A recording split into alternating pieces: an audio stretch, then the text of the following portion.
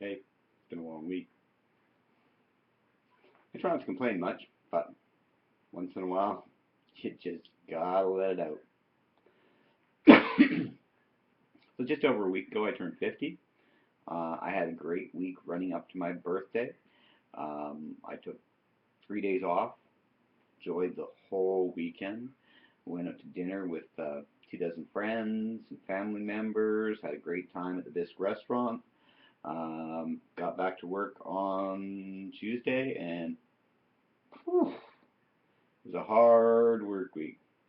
Angie quit her job on Friday because there was an ongoing problem with, well, lack of hours for her and too much work for her boss. So sometimes the squeaky wheel gets the grease. But on Tuesday, Ange was sick and tired, literally for the first time in over a year. She got up in the morning to do her delivery route and was feverish. So she did her first route for the Globe and Mail. I went out and did my Times Colonist.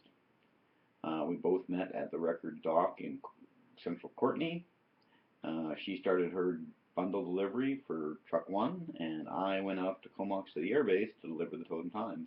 At about 11 o'clock in the morning, I delivered to the airbase and uh, East Comox, and it was time for me to go and relieve Anne. So about 11:30, I took over truck 11 and did the rest of her papers, which meant skipping lunch with Len.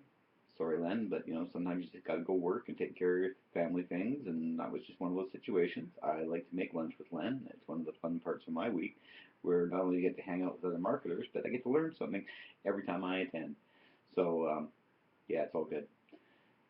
So long story short, later that day, Ange got a call from the publisher at the newspaper where she quit on Friday. The lady said, "I just got a call from the president of the Canadian operations. They want to keep you. What do we need to do to keep you?" Well, she was in bed sleeping off a cold and said, "Yeah, give me some time. I'll come in on tomorrow and we will talk. If you've got 24 hours a week for me, I think I can help solve your problems if that's the way you want to go." So yeah, that was good. And whew, for me, it was a long, long, long paper day. Turns out that I wrote the papers for 13 out of 14 hours. I did 4 out of 5, or 4 out of 6 routes that are done in my household on Tuesdays because every second Tuesday is the Times Colonist. Made for a long week. Wednesday rolled around. Everybody was busy for the Webmasters Posse, which we may have to find a better time for than Wednesday. Thursday was a busy paper day. I do truck 11, Ange does truck 1. That way we can get them done early by splitting the work up. Plus papers on Thursday are 3 times the size they are on Tuesday. It would just be unfair for her to have to go and do all the papers. So I've come in after doing truck 11. It's 11:30. I'm busy trying to make a little mini pizza to have lunch before I get to Toastmasters at noon. And wouldn't you know it, first time in, I don't know, 10, 12 years. And I'm not trying to finger you, but check that out. Um, yeah, maybe it's better like that. I gave myself 4 stitches.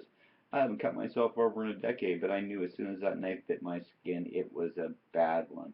I glanced the tip of the knife off the bone of the knuckle and come out and cut halfway around my finger. I taped it up. It stopped bleeding after 4 or 5 paper towels and some water.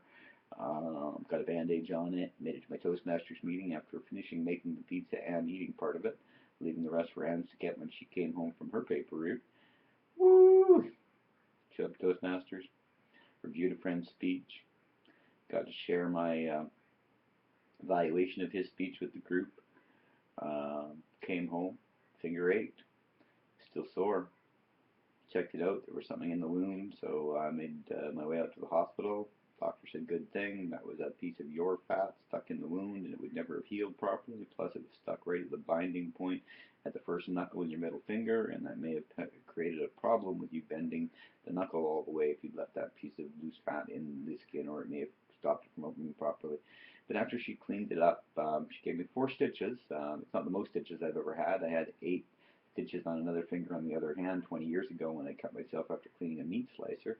I got distracted when the chef asked me if I was done, and I turned away from what I was working on. The meat slicer was turned off, but I managed to skin between um, the second and third knuckle, and took a huge piece of meat out, again right down to the bone. It's funny, I never seem to get a dull knife, although sometimes the knife hadn't been steeled. Was the case with the new one I got on my birthday on Sunday. It turns out that the ankles from China all need a good rundown of steel to true the edge because they've just been rough ground and that sometimes leave burrs. And I guess a bird caught the piece of paper and tore the skin on the pepperoni I was trying to slice up for the mini pizza I was making. The knife slipped, jumped across, caught my finger, put me in shock. I hadn't cut myself in over a decade. Wow. It really does make you know you're alive when you got blood gushing on the counter and filling up the sink. Cleaned myself up, went to my meeting, went out to the hospital, got my 4 stitches. It made for a really long week, especially painful Friday morning when I'm throwing papers, because this is the hand I throw my papers with when I'm delivering the Times Colonist first thing in the morning.